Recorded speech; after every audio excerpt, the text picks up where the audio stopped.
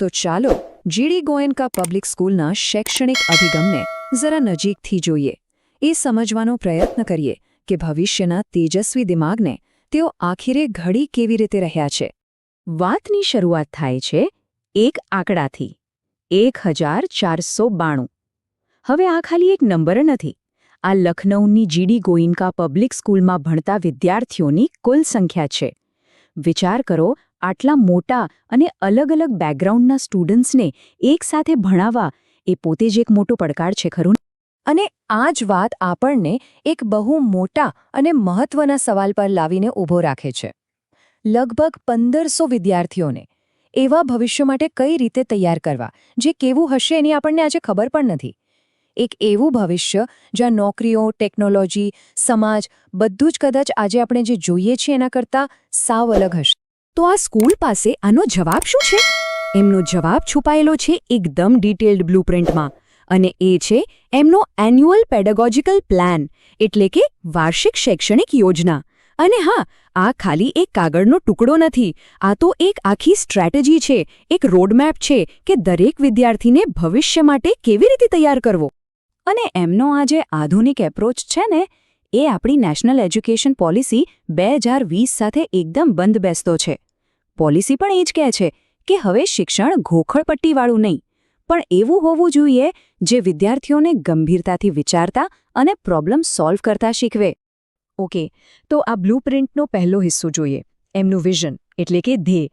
ચાલો સમજીએ કે આ સ્કૂલની શૈક્ષણિક વિચારધારાનો પાયો શું છે અને શા માટે તે આટલો બધો મહત્વનો છે. અહીં એક બહુ રસપ્રદ વાત છે. સ્કૂલનું જે વિઝન છે એના મૂળ આપણા ભારતીય બંધારણના મૂલ્યો સાથે જોડાયેલા છે.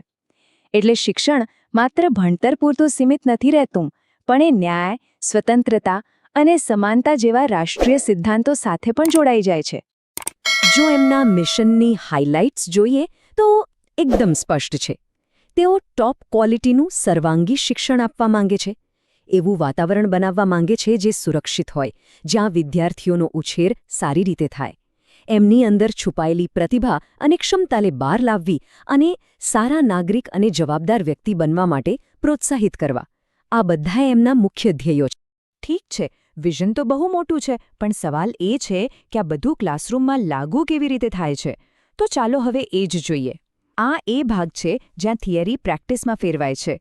પણ એ સમજતા પહેલાં એક શબ્દ સમજવો જરૂરી છે: પેડગોજી. પેડગોજી એટલે શું? સરળ ભાષામાં કહીએ તો શીખવવાની કળા અને વિજ્ઞાન. મતલબ કે માત્ર શું ભણાવવામાં આવે છે એ મહત્વનું નથી, પણ કેવી રીતે ભણાવવામાં આવે છે એના પર બધો આધાર છે.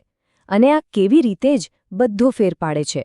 જો આ ટેબલ પરથી એકદમ સ્પષ્ટ થઈ જશે કે આ વિચાર વાસ્તવિકતામાં કેવી રીતે કામ કરે છે. જેમ કે ધોરણ 2ના ગણિતમાં વિદ્યાર્થીઓ રમતો અને વાર્તાઓથી શીખે છે. પરિણામ, તેઓ રોજિંદા જીવનમાં સરવાળા બાદબાકીનો ઉપયોગ કરતા શીખી જાય છે. એ જ રીતે ધોરણ 4ના વિદ્યાર્થીઓ ફિલ્ડ ટ્રીપતા જાય છે અને જાતે જ કારણ અને અસર વચ્ચેનો સંબંધ સમજે છે.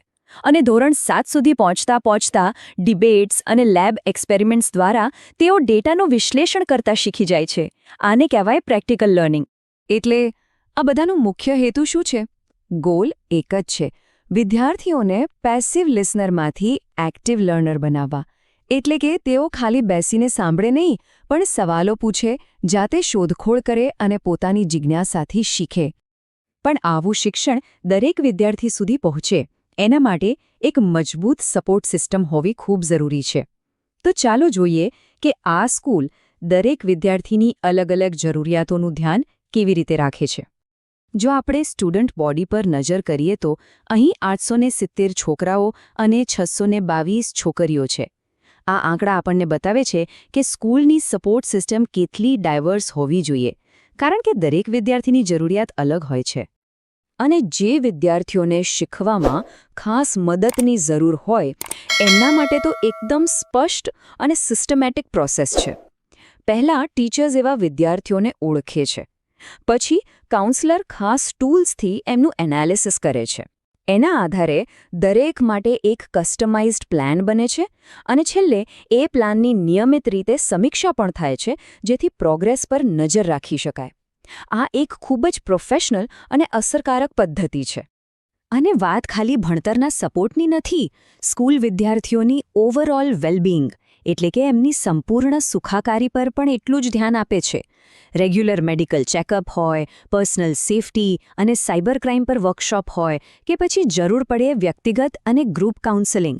એટલું જ નહીં, એમની સ્કિલ્સ ઓળખીને યોગ્ય કરિયર પાથ બતાવવા માટે કરિયર કાઉન્સેલિંગ પણ આપવામાં આવે છે. આને કહેવાય હોલિસ્ટિક કેર. તો આ આટલી બધી મહેનત, આટલું મોટું પ્લાનિંગ, આ બધાના પરિણામો શું આવે છે? ચાલો હવે એ જોઈએ કે જે ખરેખર મહત્વનું છે એને કેવી રીતે માપવામાં આવે છે. આ સરખામણી બધું જ સ્પષ્ટ કરી દે છે. જુઓ, પરંપરાગત રીતમાં શું હોય? પેન અને પેપર ટેસ્ટ. જ્યારે અહીં હોલિસ્ટિક અસેસમેન્ટ એટલે કે સર્વાંગી મૂલ્યાંકન પર ફોકસ છે. આમાં પ્રોજેક્ટ્સ, પોર્ટફોલિયો અને સતત મૂલ્યાંકન જેવી બાબતોનો સમાવેશ થાય છે. એટલે કે અહીં માત્ર યાદશક્તિ નહીં, પણ સાચી સમજ અને સ્કિલ્સને માપવામાં આવે છે. અને આ નવા એપ્રોચના પરિણામો એ આંકડામાં સ્પષ્ટ દેખાય છે. ધોરણ 10માં 90%થી વધુ માર્ક્સ લાવનારા વિદ્યાર્થીઓની સંખ્યા જુઓ. 2017માં આ આંકડો 16 હતો, 2018માં 18 થયો અને 2019માં સીધો 70 પર પહોંચી ગયો. આ કોઈ નાનોસૂનો સુધારો નથી, આ એક જબરદસ્ત ઉછાળો છે. પણ શું સફળતાનો અર્થ માત્ર માર્ક્સ છે?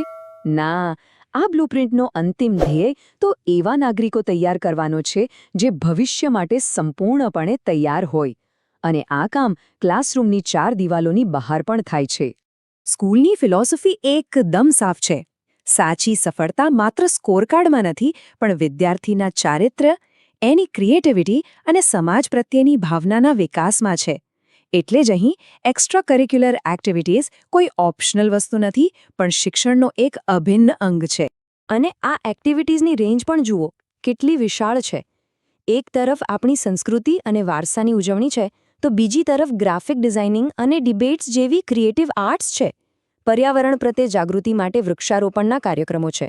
તો સ્પોર્ટ્સમાં ફૂટબોલથી લઈને શૂટિંગ સુધી બધું જ છે. અને સૌથી મહત્વનું, સામુદાયિક સેવા. આ બધી પ્રવૃત્તિઓ મળીને એક સંતુલિત અને જવાબદાર વ્યક્તિત્વનું નિર્માણ કરે છે. તો આ બધી ચર્ચા પછી આપણે એક અંતિમ અને બહુ મોટા સવાલ પર આવીને ઊભા રહીએ છીએ. જો આ ભવિષ્યના શિક્ષણની બ્લુપ્રિન્ટ છે, તો આ બ્લુપ્રિન્ટ પર જે પેઢી તૈયાર થશે એ કેવા ભવિષ્યનું નિર્માણ કરશે? આ એક એવો સવાલ છે જેનો જવાબ આવનારો સમય જ આપશે, અને એના પર વિચારવું ખૂબ જ જરૂરી છે.